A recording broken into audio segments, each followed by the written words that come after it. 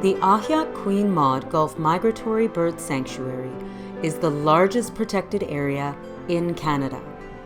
Located in the Kitikmeot region of Nunavut, the sanctuary sits on the coastal mainland of the Arctic Ocean. It is one of 13 migratory bird sanctuaries and national wildlife areas in Nunavut. The sanctuary is 62,923 square kilometers in size, including 6,553 square kilometers of marine habitat. 3 associated communities neighbor the migratory bird sanctuary: Cambridge Bay, Johaven, and Inuktitut. Long before the establishment of the bird sanctuary, sections of the migratory bird sanctuary were used by Inuit in 7 cultural groupings. While there was much geographical overlap between the cultural groups, there was little physical contact prior to the early 1800s. It feels like I feel the spirit of who was here before we were, and out of their respect, it was so nice to be where they had been before. It sort of brought back memories of growing up. The main lines of Inuit activity were predominantly along the coastline and rivers flowing north from the bird sanctuary into the Queen Maud Gulf. In 1926, Canalaska and the Hudson Bay Company opened trading posts at Perry River, Ellis River, and White Bear Point. The Ellis and White Bear Point posts were only operational for 1 year, but later, additional multi-year posts were opened by the Hudson Bay Company at Flagstaff Island, Sherman Inlet, and Perry Island. Inuit largely abandoned seal camps in favor of trap lines in the 1920s and 30s in response to the Hudson Bay Company presence, and communities were established at some of the trading post locations.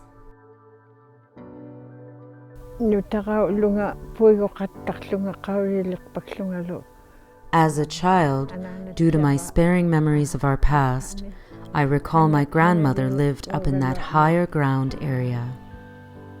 She worked here during the time when most Inuit men were fox trapping. There were no warm shelters elsewhere for the trappers to access, so their frozen pelts would be brought here, and my grandmother would dry them at their location for them.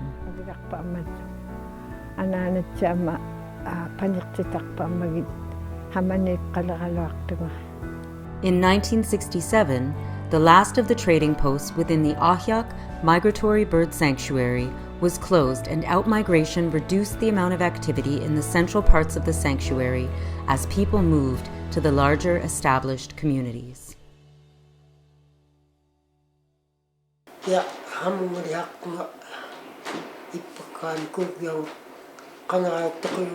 When I first moved to Cambridge Bay, it was hard to adjust living in a community because I was so used to living out on the land.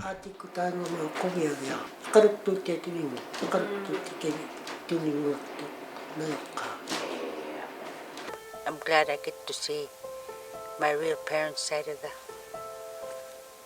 land where they were mostly raised.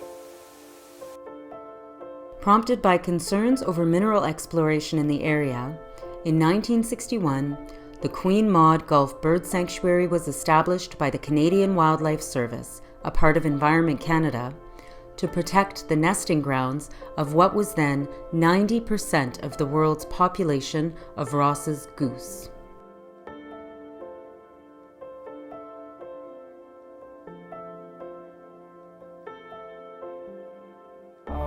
Very important to have a bird sanctuary to protect the wildlife, all wildlife, including the birds, as there is so much companies or mining industry is sort of going all over Nunavut, so we need some protected areas for our future children, grandchildren.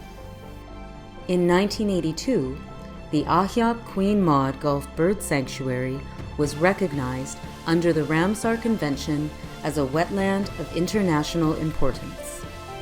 It is the second largest of over 2,200 Ramsar sites around the world. The sanctuary is co-managed by the Canadian Wildlife Service and the Ahiak Area Co-Management Committee. When Nunavut was created, the federal government through Canadian Wildlife Service signed an Inuit Impact and Benefit Agreement that set up management committees for all the migratory bird sanctuaries and national wildlife areas in Nunavut. And part of that was setting up area co-management committees that would help the Government of Canada manage these areas within Nunavut.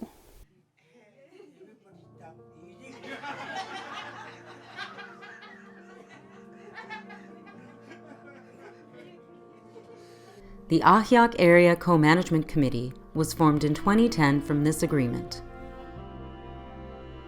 The Ahiak ACMC consists of 5 members from the associated communities and a member from the Canadian Wildlife Service.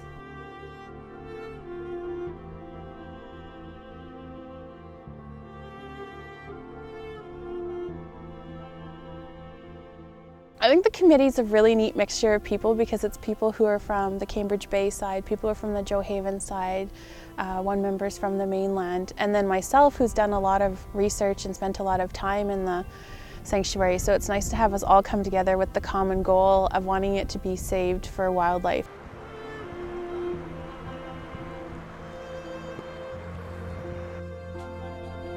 The responsibilities of the Ahiak ACMC include writing a management plan for the sanctuary, reviewing permit applications for access by non-Inuit, providing advice to the Federal Minister of the Environment on the area, and overseeing the day-to-day management of the sanctuary.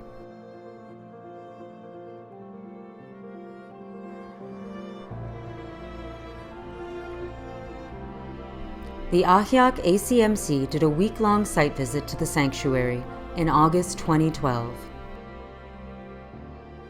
Built into the creation of all the area co-management committees was the chance to do a site visit to the actual area that they're managing.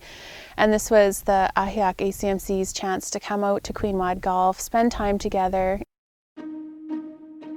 The Ahiak Queen Maud Gulf Migratory Bird Sanctuary is home to 46 species of birds during the summer months, including several million migratory shorebirds, songbirds, ducks, and geese.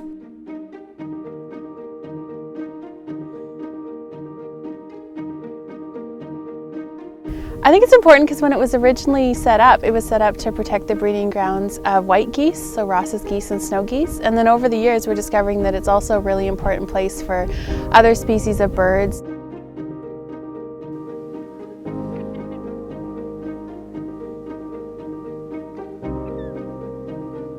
While most bird species are only present during the breeding season, May through September, snowy owls and other non-bird wildlife species use the area year-round. The sanctuary covers a large portion of the calving grounds of the Beverly and Ahiak Barren Ground caribou herds. It also supports several thousand muskoxen, which are believed to be the originating stock for most of present-day mainland muskoxen. These ungulate herds, combined with vast open habitat, accommodate substantial populations of wolf, grizzly bear, fox, and wolverine.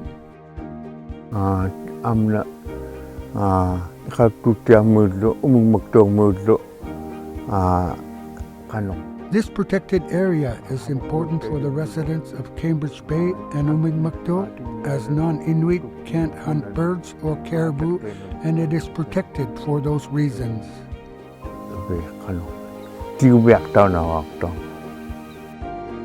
The 300 kilometers of Arctic coastline, along with numerous lakes, ponds, and rivers, supply freshwater habitat for aquatic species. Several species of fish, in particular Arctic char, are abundant in the area. Offshore waters are frequented by ringed seals.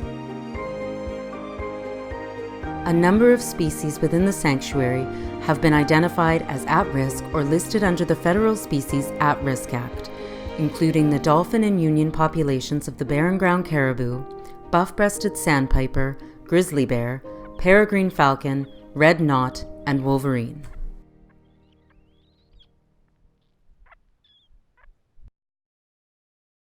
To this day, the land within the sanctuary continues to be identified by Inuit as a place of historical and cultural significance. I've been born and raised out on the land until I started kindergarten. And that's how come I love to be out here. It's more peaceful and you do a lot of thinking. Yeah, it just eases your mind. So I love to be out here. Inuit from Cambridge Bay, Joehaven, and Inuinnaqtun still regularly journey to the Migratory Bird Sanctuary to harvest wildlife, birds, eggs, berries, and fish. I'm always telling my youngest boy where I've gone and where I grew up and what happened there, where people hunt. It's nice feeling when you tell your own kids where you've been and where you go hunting. A large tract of land that is set aside for wildlife to feel safe in and have like habitat to use, that they aren't disturbed by outside influences. So I think we have a group of people that really believe that the sanctuary is important and really want it to be left for the animals. We want it to be as natural as possible, the way it is, because it was like this for our ancestors, and we would like to continue it for our grandchildren and our younger generation. Nunavut and all Canadians should be proud that we have set aside this large area where wildlife can thrive undisturbed.